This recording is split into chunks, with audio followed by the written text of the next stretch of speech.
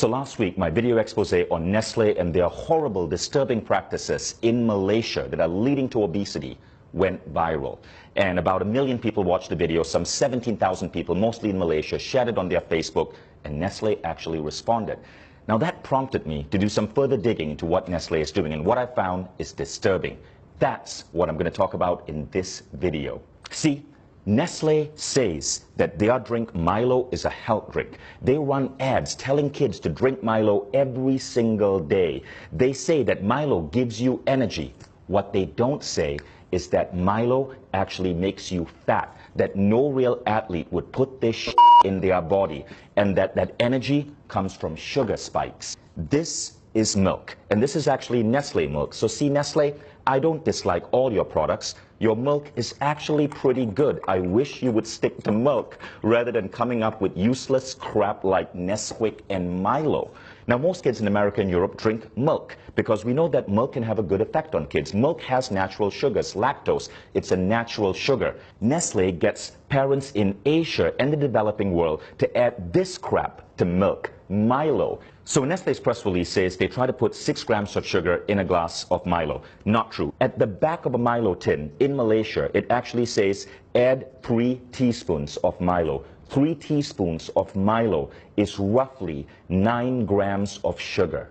Now you want to know what 9 grams of sugar looks like? 9 grams of sugar is roughly this. This are Nestle bonbons. This is a candy that Nestle markets. Each one has 3 grams of sugar. Candy itself is fine. My kids will eat this maybe once every 2 weeks or so.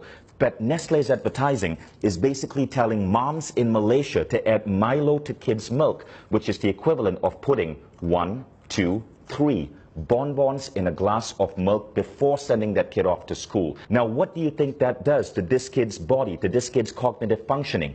This much sugar comes really close to the daily recommended sugar allowance for an adult, which is 25 grams. A glass of Milo, 20 grams of sugar. But that's only the start of the bullshit.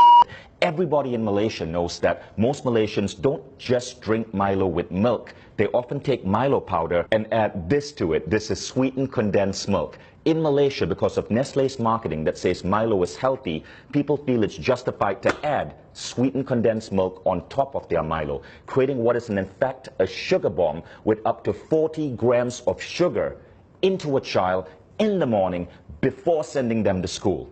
By the way, Milo isn't just bad because of its sugar content. One of the primary ingredients in Milo is something called maltodextrin. I want you to Google that, maltodextrin.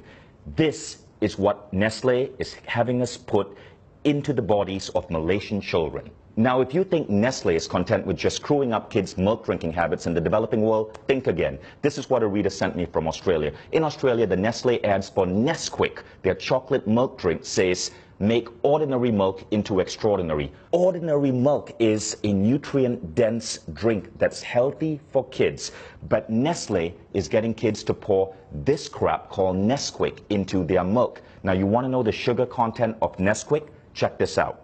In 11 grams of Nesquik, there are 8.8 grams of sugar. That's 80% sugar, which is why in Britain, the government banned Nestle from advertising Nesquik as a great start to a child's day. Now, it would be disturbing enough if Nestle was simply, as a massive food company, screwing up the way kids drink milk, but they're also screwing up breakfast. So this is a breakfast cereal from Nestle called Strawberry Minis, right? Strawberry Minis, there's a picture of a strawberry here. It looks healthy in every way, but then you read the ingredient label. And by law, Nestle has to list ingredients in order of most common. Here's the ingredient label for Strawberry Minis. Number 1 ingredient, sugar. Number 2 ingredient, palm oil. Number 3 ingredient, glucose syrup. Number 4 ingredient, maltodextrin. Number 5 ingredient, cornstarch. Number 6 ingredient, salt. You don't get to strawberry till number 7, and it's strawberry powder, 0.3%. 0.3%, 1/300 of this is actual strawberries.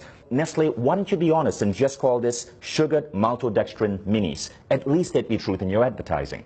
Now, in the press release, Nestle justifies the addition of sugar in this way. It's to maintain the taste that Malaysians are used to. That's like a drug dealer saying, I have to keep giving my client cocaine because he's used to the high of cocaine.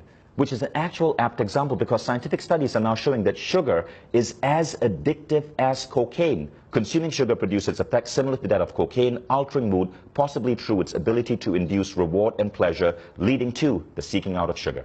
Nestle puts sugar in their products because it gets you hooked on them, so you keep buying Nestle products, which is why their stock is continuously growing the more addicted you get.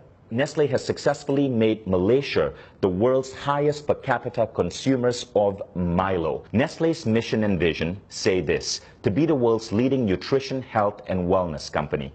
Let's think about that. If the world's leading nutrition, health, and wellness company is telling our children to pump this into their body, what does this say about the future of the human race? And I am not at war with you. We, the 17,000 people who shared my video, the millions who viewed it, we all are at war with bad health and obesity. It's killing us, literally. It's making our kids obese. It's reducing the performance of our children in school. All we want you is to be on our side and to live up to your damn mission. And that means being truthful in your advertising and not putting craptastic, sugary like this and calling it food.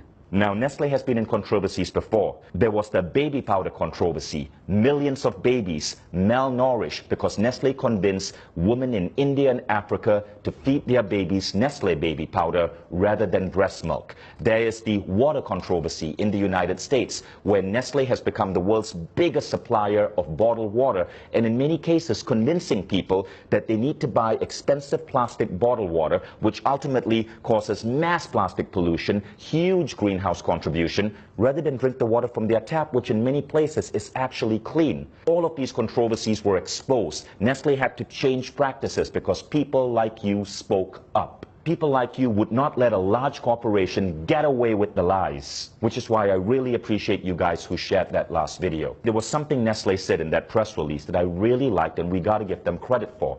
They said, in line with the ever-evolving needs of our consumers, we continuously make efforts to produce healthier and tasty products. You know what this means, people of Malaysia, Australia, Indonesia, the Philippines. Nestle says they're listening to you, so make your voices heard. Share this video, dub this video in your native language. You can even take the script from this video and the previous video, act it out yourself, put it up on your YouTube channels. You get the views. Share it with your friends on WhatsApp, share it on Facebook, spread this video. Nestle says they are listening to you. Let's see if that's true or it's another Nestle lie. Thank you all in advance for sharing this. And Nestle, I look forward to your next press release.